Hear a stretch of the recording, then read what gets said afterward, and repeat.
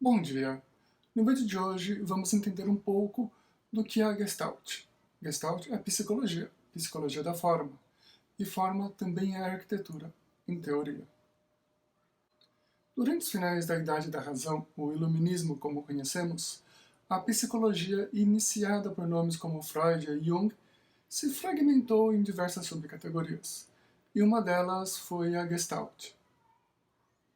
No início do século XX, em torno de 1910, os psicólogos alemães Max Wertheimer e Kurt Koffka e o estoniano Wolfgang Kohler, através de inúmeras pesquisas, de campo mesmo, saíram perguntando para as pessoas. Procuraram compreender e explicar o porquê de algumas formas serem mais agradáveis ao olhar, o porquê da mente humana se enganar com as ilusões de ótica, enfim. Eles quiseram apresentar uma explicação racional para todas essas questões e, assim, definiram algumas leis. Para alguns artigos que eu pesquisei, em arquitetura e psicologia, são 6 leis, outros falam de 8 leis. Aqui vamos considerar 8 leis, porque especifica melhor, explica melhor toda essa psicologia da boa forma. E as leis são: unidade. Certos elementos e formas conseguem se destacar e serem um objeto único em si mesmo. Por mais que muitos desses desenhos sejam formados por mais de um elemento geométrico, cada um deles é lido e visto e percebido como um único desenho. Segregação. Em desenhos com muitos tipos de forma, algumas tendem a induzir o observador a separar as mesmas por meio de identificação das formas em relação ao todo, ou seja, ocorre uma segregação de formas dentro de um todo multiforme. Nesse desenho, devido ao contraste, podemos enxergar diversas formas geométricas sobrepostas, ou seja, retângulo, círculo, triângulo e um quadrado, que pode ser um losango, dependendo do ponto de vista. Unificação. Neste caso, o observador é induzido a agrupar, unificar elementos, levando em consideração a presença de harmonia, equilíbrio, ordem visual.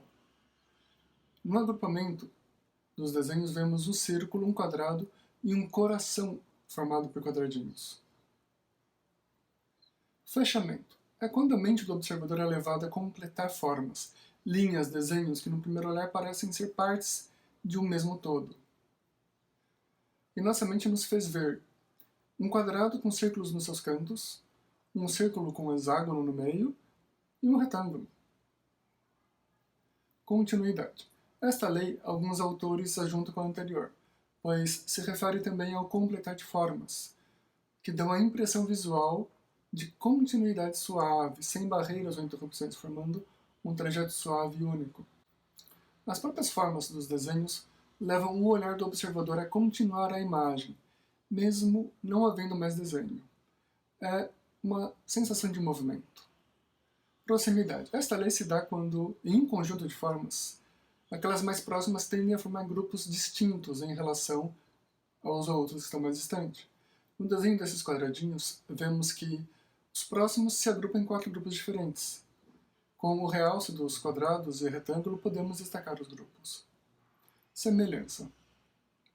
Aqui, a mente do observador tende a unificar um conjunto de desenhos baseados na sua semelhança das formas ou cores, assim criando elementos unificados.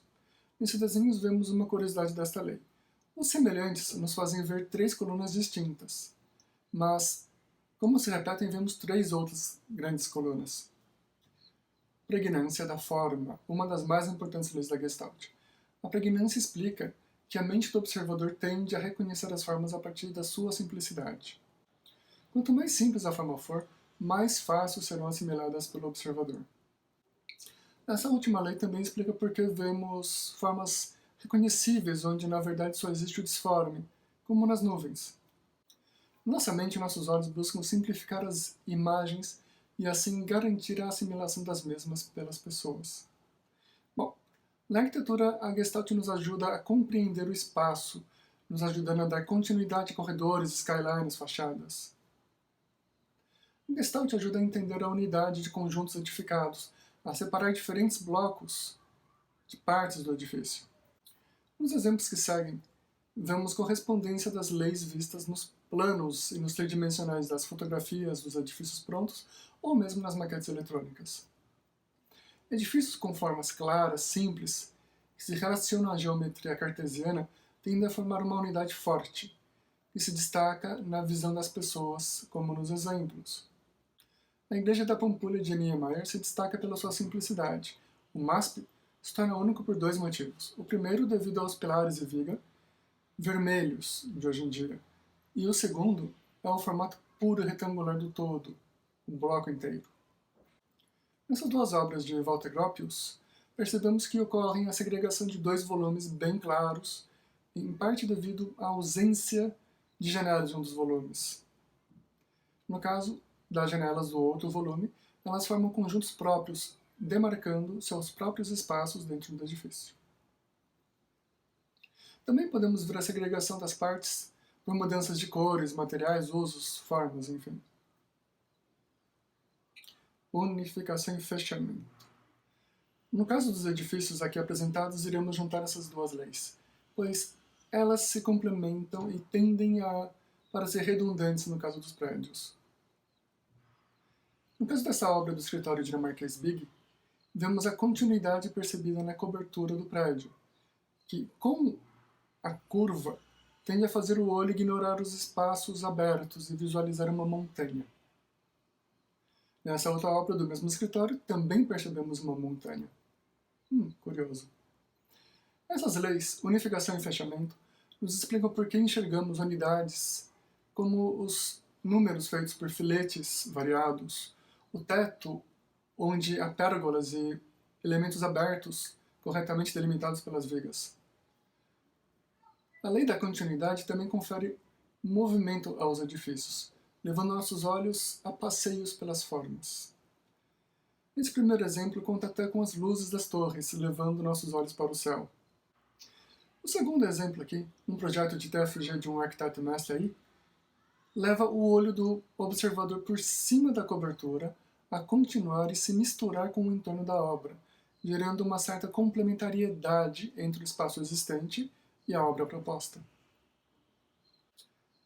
A proximidade de elementos repetitivos tendem a levar a uma leitura da sua unidade, como nas escadas dos exemplos mostrados. Pode-se ver como um elemento só, o degrau, ao se repetir, se une visualmente como um único bloco. A semelhança de elementos, seja devido às formas ou às cores, nesse caso pensemos materiais e texturas também, geram conjuntos perceptivos no olhar do observador, como nessa obra do MVRDV, que conseguimos distinguir e separar os diferentes tipos de apartamentos adotados pelo escritório. No caso das pirâmides do Louvre, de IMP, temos os conjuntos feitos pelos vidros, pelo sistema construtivo e pelo contraste da forma com o edifício histórico do museu. Pregnância. Agora é a parte principal da Gestalt. A qualificação do quanto uma imagem pode permanecer na memória. Pregnância, quando considerada fraca, baixa ou mesmo ruim, se é que se pode usar esse termo, nos leva a ver um prédio nuvem e não entender muito bem logo de cara, pois toda a forma da obra parece borrada e imprecisa. Já no segundo exemplo, vemos um projeto de Mário Botta, com suas formas puras organizadas por claras sobreposições e, claro, um cilindro chanfrado, muito comum em suas obras.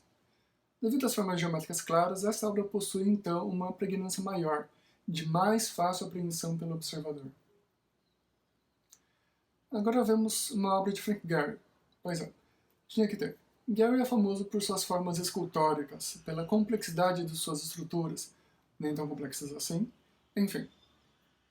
Essas formas, do Hotel Marquês de Riscal, dificultam uma boa pregnância, pois, ao abusar da lei da continuidade, Gehry faz os olhos do observador dançarem pelo edifício. É difícil para o olho. Em algumas de suas obras, porém, vemos alguns sólidos de formas geométricas um pouco mais claras, que saltam aos olhos devido ao contraste. E aumentam a pregnância, ao menos daquela forma. Nessa outra obra de Diller, Scofidio e Renfro, O Misto do Rio de Janeiro, vemos uma pregnância moderada. Devido ao gabarito do edifício perante seus vizinhos, vê-se o equivalente a nos faz ver dentro desse edifício um cubo invisível. Ou seja, se mantém equilibrado com os seus vizinhos. Porém, ao olhar com mais cuidado, percebemos que há uma certa complexidade na forma, diminuindo a pregnância. Por fim, uma obra moderna clássica da nossa história, o Conjunto Nacional na Avenida Paulista, em São Paulo, uma obra de Davi Lebeskin. Aposto que você já imaginou o prédio só de ouvir o nome, né? Esse edifício nos apresenta claramente o que é a tal da alta pregnância, da boa pregnância, da pregnância forte de formas geométricas puras, euclidianas, cartesianas, enfim, de fácil memorização pelos observadores.